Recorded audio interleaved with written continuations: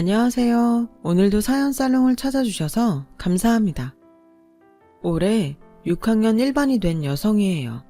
학창시절 문학소녀였던 저는 한때 소설가가 되는 게 꿈이었어요. 책을 좋아해서 밤마다 아버지한테 전기세 나간다, 불 꺼라! 이 소리를 밥 먹듯 들으며 살았죠. 그랬던 제가 마지막으로 소설책을 잡아본 게 언젠지 기억도 안 날 정도로 생활에 찌들어 살게 된 건 남편을 떠나보낸 32 겨울부터였어요. 고등학교 수학 교사였던 남편은 제 고2 때 담임 선생님이기도 했어요. 교사가 되고 처음 부임한 학교가 제가 다니던 여고였고 저희 반이 남편이 처음 담임을 맡았던 반이었죠. 남편은 학생들한테 인기가 좋았어요. 젊고 잘생긴 데다 총각이었으니까요. 남편 책상에는 늘 편지와 선물들로 가득했고 그 중에는 제 것도 있었죠. 저 역시 남편을 짝사랑한 소녀 중 하나였거든요. 하지만 선생과 제자의 사랑은 금기였기에 마음을 드러낸 적은 없어요. 가슴에 품은 사랑이었죠. 그러다 남편을 이성으로 만나 사귀게 된 건 졸업하고 2년이 지나서였어요. 고등학교를 졸업하고 동사무소에서 일하던 저는 예비군 훈련 통지서 문제로 동사무소를 찾아온 남편과 재회를 하게 되었어요. 저를 먼저 알아본 건 남편이었어요. 선자, 양선자 맞지? 야, 이런 데서 다시 만나게 되네. 난 네가 책을 좋아해서 글 쓰는 일을 하지 않을까 했는데 여기 있었구나. 아무튼 반갑다.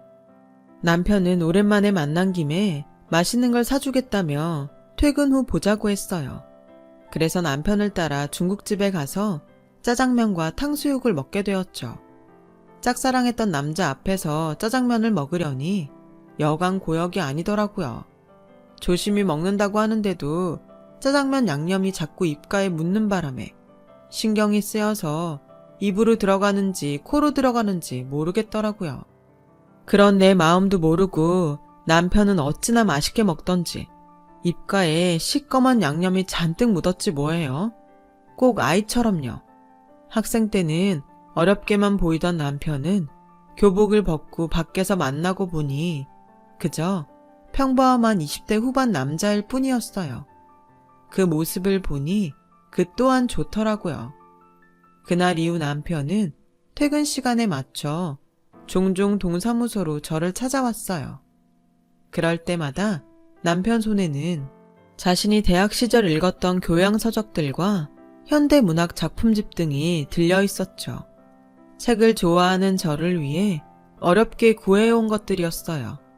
때때로 다이제스티브라는 잡지에 실린 글들을 복사해 오기도 했어요. 내 옆자리 국어 선생님이 보는 잡지인데 좋은 글귀들이 많더라고. 그래서 복사해왔어. 시간 날 때 읽어보면 도움이 될 거야. 소설가가 되는 게 꿈이랬지? 글을 쓰려면 많은 경험도 필요하지만 좋은 글도 많이 읽어둬야 하거든. 지금은 비록 동사무소에서 일하고 있지만 혹시 아니? 신춘문예에 당선돼서 소설가로 변신할지? 그러니 현실에 안주하지 말고 꿈을 이루기 위해 작은 것부터 노력해봐. 내가 옆에서 도와줄 테니까. 남편의 그 말은 제 가슴에 큰 울림이 되었어요. 여자는 그저 남편 그늘에서 살림 잘하고 자식들 잘 키우면 그만이라던 제 아버지와는 전혀 달랐으니까요. 이런 남자라면 단칸방에서 평생을 살아도 행복하겠다는 생각이 들더군요. 하지만 시간이 지나도 관계는 진전이 없었어요. 그러다 연인도 사제지간도 아닌 어중간한 상태로 1년 정도 지나던 어느 날이었죠. 선을 보신다고요? 고향에서 부모님이 하도 닥달을 하셔서 그렇게 됐어. 남편의 말에 하늘이 무너지는 것 같았어요. 하지만 그렇다고 화를 낼 수도 없었죠. 당시만 해도 우리는 아무 사이도 아니었으니까요. 그래서 좋은 분 만나시길 바란다고 말하곤 급하게 자리에서 일어났죠. 그랬더니 진심이니? 이대로 내가 다른 여자 만나서 결혼해도 후회 안 하겠어? 정말 그래도 돼? 남편의 말에 그만 울컥했어요. 솔직히 내 마음을 전하고 사귀자고 해볼까? 아니야. 그랬다가 거절당하면 앞으로는 얼굴도 못 보게 될 거야. 그 짧은 시간에 수없이 갈등을 했고 그러다 결국 결정을 내렸죠. 후회하고 살기보단 시련이 낫다고요. 당연히 안 괜찮죠. 그렇다고 제가 뭘 어쩌겠어요. 우리가 사귀는 사이도 아닌데 나한테 질투할 권리가 있냐고요. 비겁해요. 모든 걸 나한테 떠넘기고. 어렵게 시작한 저의 고백은 급기야 남편에 대한 서운함으로 번졌어요. 그런 제 모습에 남편은 안도하더군요. 남편 입장에선 제자였던 제게 고백을 하는 게 쉽지 않았던 모양이에요. 그러던 와중에 부모님의 결혼 독촉이 거세지니 본인도 초조했던 거였죠. 그래서 일부러 제게 맞선을 본다는 얘기를 꺼낸 거였어요. 과정이야 어쨌든 그 일로 남편과 저는 본격적으로 사귀게 되었어요. 그리고 2년 정도 연애를 하다가 결혼을 하게 되었고요. 여고 동창들은 제가 자신들의 첫사랑과 결혼한다니 다들 놀라는 눈치였어요. 그건 동료 교사들도 마찬가지였죠. 제자가 하루아침에 동료 교사의 아내가 되었으니 왜 안 그렇겠어요? 그런 주변의 시선들이 부담스러워 우리는 서울로 이사를 결심했어요. 난생 처음 와보는 서울은 제게 있어 말 그대로 별천지나 다름없더군요. 제 고향에선 본 적도 없는 백화점이 도시 곳곳에 있었어요. 그뿐인가요? 애국가에 나오는 남산과 서울 어느 방향에서도 볼 수 있는 남산타워를 실제로 보니 신기하더라고요. 하지만 서울살이가 좋기만 한 건 아니었어요. 교사의 박봉으로 살기엔 물가도 높고 인심도 야박했거든요. 가족도 친구도 하나 없는 곳에서 제가 믿고 의지할 사람은 오직 남편뿐이었죠. 그래서 전보다 더 남편한테 기대고 살았는지도 모르겠네요. 서울로 이사를 오고 얼마 뒤 저는 첫애를 낳았어요. 아들이었죠. 그동안 저를 탐탁치 않게 여기시던 시부모님도 손자를 낳았다고 하자 그제야 며느리 대접을 해주셨어요. 하지만 그만큼 참견도 많아졌죠. 친정엄마가 없는 저는 낯선 곳에서 혼자 가사와 육아를 하려니 모르는 것도 많고 힘에 부치는 일도 많았어요. 주변에 물어볼 사람도 잠시 애를 봐줄 사람도 없었으니 더욱 그랬죠. 그나마 다정한 남편이 퇴근 후 가사며 육아를 많이 도와줘서 버텨냈어요. 그리고 4년 뒤 둘째 아들이 태어났고 돌을 막 넘긴 시점에 저희 가정에 시련이 불어닥쳤어요. 퇴근길 만원 버스에 올랐던 남편이 교통사고로 세상을 떠났거든요. 그날 아침 오늘따라 유독 동태찌개가 생각난다길래 주인집 아주머니한테 작은 애를 맡겨두고 시장에서 동태를 한 마리 사들고 왔어요. 막 대문을 들어서려는데 안채에서 주인집 아주머니가 달려나오더라고요.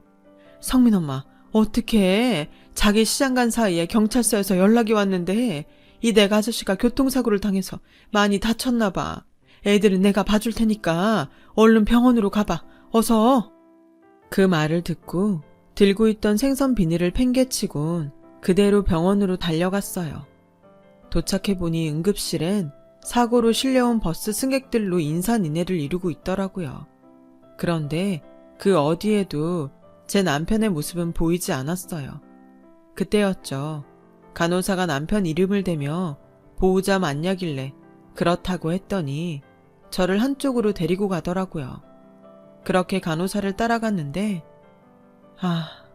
남편은 이미 싸늘한 주검이 되어 있었어요.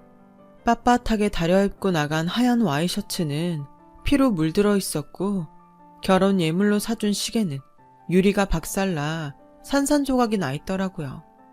제가 남편의 얼굴을 확인하려고 남편 얼굴을 덮고 있는 흰 천을 들추려는데 간호사가 사체 훼손이 심하다며 말렸어요. 저는 차마 남편의 얼굴도 확인하지 못한 채 자리에 주저앉아 울다가 정신을 잃고 말았죠. 이후 무슨 정신으로 장례를 치렀는지 기억도 안 나요. 시어머님이 당신 아들 잡아먹었다며 머리채를 잡았던 것도 나중에 주인집 아주머니를 통해 전해 듣고 알았을 정도니까요. 장례가 끝나자 시어머니는 다시는 제 얼굴을 보고 싶지 않다시며 영 끊고 살자고 하더군요. 결혼하고 다음 해 아버지까지 세상을 떠나신 탓에 저는 주변에 비빌 언덕 하나 없이 두 아들과 함께 세상에 내던져졌어요. 하지만 슬퍼할 겨를도 없었죠. 5살 큰애와 젖먹이 애를 데리고 당장 먹고 살아야 했으니까요. 경력도 없고 기술도 없는 애 엄마를 받아줄 곳은 어디에도 없었어요. 그래서 궁여지책으로 했던 일이 학교 앞 떡볶이 장사였어요. 어린 애들을 옆에 끼고 있어야 해서 남의 집 일은 하기 힘들었거든요. 그나마 큰애가 국민학교에 들어가고부터는 파출 일도 다닐 수 있었죠. 엄마 대신 큰애가 지 동생을 보느라 고생 많았어요.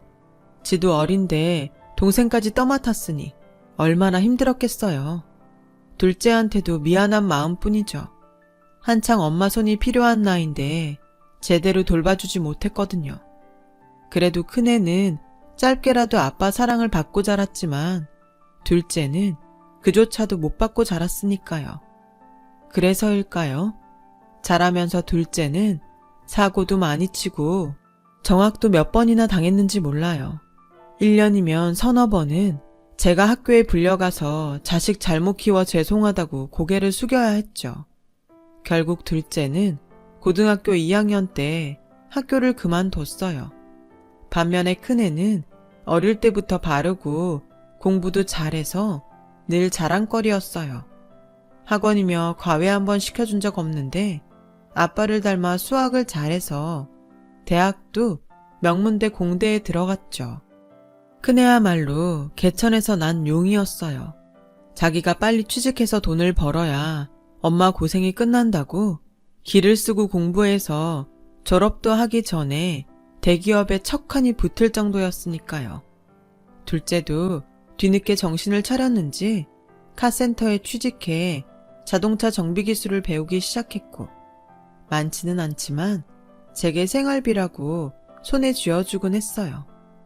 영영 정신 못 차리고 살 줄 알았던 녀석이 제 밥벌이라도 하게 되니 저는 그걸로 됐다 싶더라고요. 그러다 지금은 자신과 비슷한 처지의 여자를 만나 살고 있어요. 결혼은 자신들이 돈을 모으면 그때 하겠다고 하더군요. 아직 혼인신고도 안 한 처지지만 저한테 살갑게 어머님이라고 부르며 며느리 노릇을 톡톡히 하고 있죠. 이렇게 아들 둘이 다 제 몫을 하고 살게 되니 이제 큰애만 제 짝을 찾아주면 부모된 도리는 다 하는 거다 생각하고 있답니다. 그래서 일도 줄이고 요즘엔 아는 형님 소개로 건물 청소 일을 다니고 있어요. 새벽 5시에 나가서 오후 3시까지 일을 하는데 중간에 점심시간이랑 쉬는 시간이 길어서 정작 일하는 시간은 6시간 정도에 불과해요. 건물주가 인심이 좋은지 월급도 인근에서 제일 높고 새 건물이라 일이 수월해서 다들 노리는 자리라더군요. 1층은 상가로 사용하고 2층부터 10층까지는 사무실과 오피스텔로 사용해서 청소도 쉬운 편이에요. 주 5일 근무에 월차 1번, 빨간 날은 다 쉬니 얼마나 좋은지 몰라요. 게다가 4대 보험까지 되고요. 지금까지 다니던 직장 중 최고였죠. 그런데 이 좋은 직장 때문에 아들과 갈등을 빚게 될 줄 누가 알았겠어요. 사건의 시작은 큰아들이 결혼할 여자가 생겼다며 집에 데려오기로 하고부터였어요. 맏며느리 드릴 생각에 신이 나서 전날부터 대접할 음식을 준비하고 집 안팎으로 청소까지 싹 해놓았죠. 상까지 차려놓고 애들을 기다리는데 그런데 오기로 한 시간이 지나도록 소식이 없지 뭐예요. 그래서 집 앞에 나가봤는데 글쎄 골목에서 큰애랑 웬 여자가 말다툼을 하고 있더라고요. 기가 막혀. 자기네 집에 어려운 건 알고 있었지만 이런 산동네 판잣집에 사는 줄은 정말 몰랐어. 더럽고 냄새나서 잠시도 이 동네에 있고 싶지 않아. 그냥 날 잡아서 밖에서 보면 안 돼? 이런 집에서 만든 음식 나 못 먹어. 아, 비위 약한 거 자기도 알잖아. 그럼 밥은 안 먹더라도 엄마한테 인사라도 드리고 나오자. 여기까지 왔는데 어떻게 그냥 돌아가? 음식 다 차려놓고 기다리고 계실 텐데. 그러니까 얼굴이라도 비추고 나오자. 내가 이렇게 부탁할게. 응? 우리 집 사는 꼴이 마음에 안 들어 집에도 안 들어오겠다는 애한테 두 손 싹싹 빌어가며 애걸을 하는 큰애를 보니 피가 거꾸로 솟았어요. 그러면서도 한편으론 이게 다 무능한 내 탓이란 생각이 들어서 가슴이 미어지더군요. 그래서 조용히 발길을 돌리려는데 느닷없이 둘째가 나타나선 지 형한테 달려들지 뭐해요. 이게 무슨 개소리야. 더러워서 우리 집 밥을 못 먹어? 형, 제정신이야? 어떻게 이런 여자를 집에 데려올 생각을 해? 엄마한테 미안하지도 않아?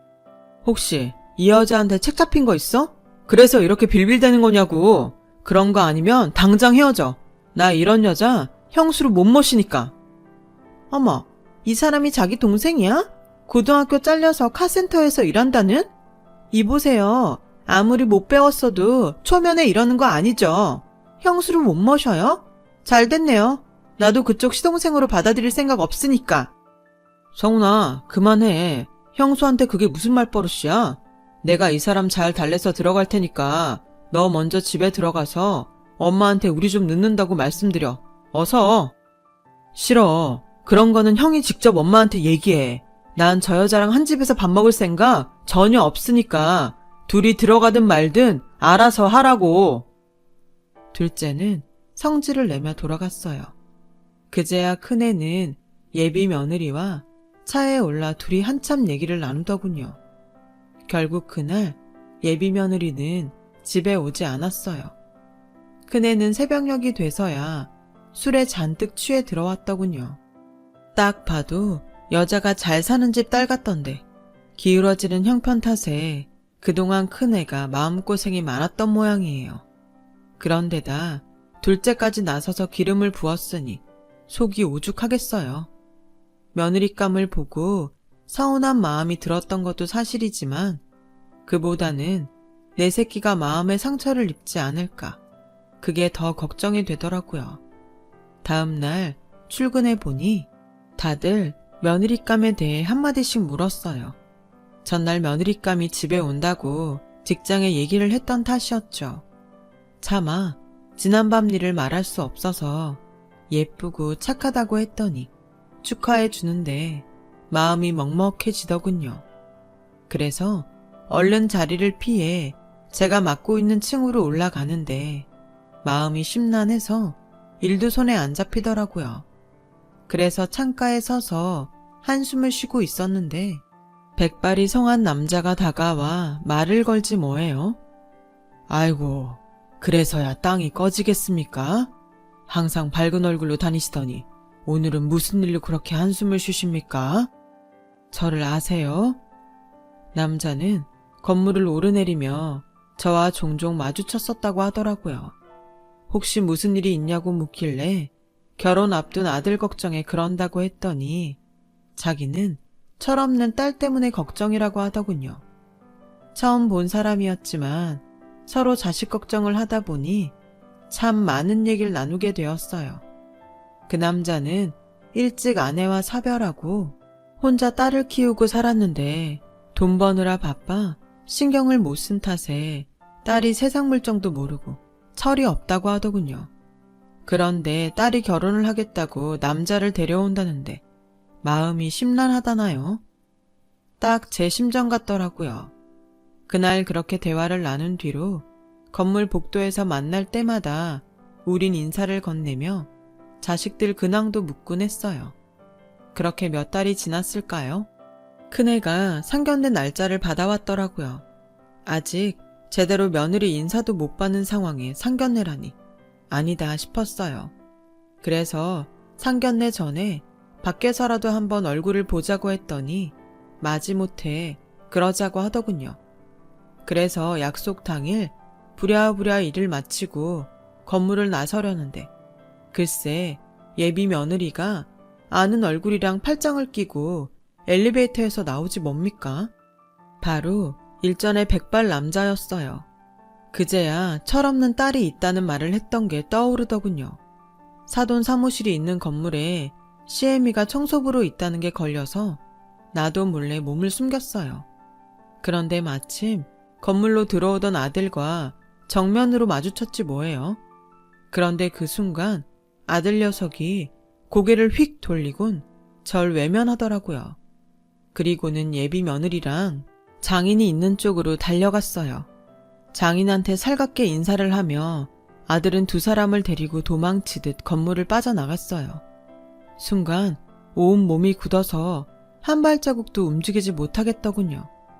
자식이 외면할 정도로 그렇게 내가 창피한 존재인 건가 싶어서 눈물이 나더라고요. 그래서 로비에 놓인 의자에 앉아 눈물을 훔치고 있었는데 아들이 왔더라고요. 조금 전의 일을 사과하려나 보다 싶어 얼른 눈물을 닦아냈는데 글쎄, 엄마, 청소일 한다는 데가 여기야? 아, 정말 나한테 왜 이래? 설마 아버님하고 안면 있는 건 아니지?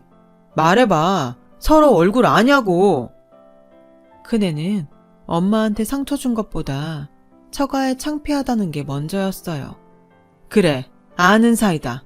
자식들 얘기도 나눌 만큼 아주 잘 아는 사이야. 됐냐? 제 말의 아들은 세상을 다 잃은 것처럼 실망하는 표정이었어요. 그리고 오늘 식사 약속은 취소하자며 터덜터덜 돌아가더군요. 그리고 다음날 아들이 점심시간에 제가 일하는 건물로 찾아왔어요. 사람들 눈을 피해 비상구 계단으로 저를 끌고 간 아들은 단단히 결심한 표정으로 그러더군요. 엄마, 화정이랑 얘기해봤는데 아무래도 이번 상견례는 안 하는 게 나을 것 같아. 아버님한테 엄마가 여기서 일하는 거 들키면 내 입장에 곤란하거든. 그리고 일단 여기 일 그만둬.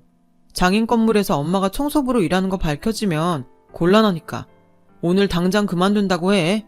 알았지? 그러게 왜 이런 구질구질한 일을 하고 다니고 그래, 쪽팔리게. 뭐? 쪽팔려? 네가 모르는 모양인데 이 직장이 지금껏 엄마가 일했던 곳 중에서 제일 좋은 직장이야. 그동안 엄마는 더한 일도 하면서 너 대학 공부까지 시켰어. 그런데 이제와 이런 엄마가 쪽팔려?